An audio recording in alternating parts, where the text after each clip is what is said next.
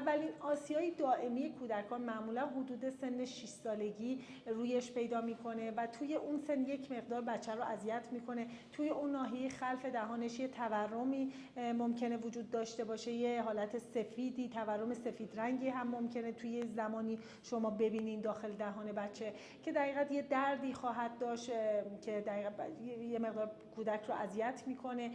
توی غذا خوردنش تأثیر میذاره، ممکنه که اشتهاش کم بشه و توی اون زمان دقیقاً تمایل کمتری به خوردن غذا داشته باشه و نهایتاً رویش اون دندانهای دقیقاً آسیای انتهایی و همزمان با رویش فک، اینها ارتباط فک بالا و پایین رو ایجاد میکنن که میتونه یه ارتباط استاندارد باشه، ارتباطی باشه که فک پایین یه مقدار عقب زده هست، فک بالا یه مقدار جلو زده یا بالعکس.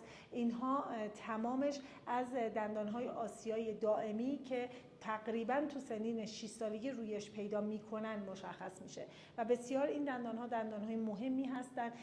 بعضی وقتا چون دندانهای جلو دندانهای شیری هستن، والدین کودک متوجه نمیشن که دندانهای دائمی اون انتها دقیقاً رویش پیدا کرده و خیلی مراقبت خاصی رو انجام نمیدن. اونها دندانهای بسیار مهمی هستن، خیلی باید مراقبت کنیم. بهداشت کودکتون رو حتما حواستون باشه که توی اون ناحیه قشنگ دندانها تمیز بشن که این دندانها زمان بسیار طولانی داخل دهانشون خواهد بود و دقیقاً دندانهای پایه‌ای هستش که باید باش غذا بجون و بسیار دندانهای کاربردی هستن، پس مراقبشون باشید.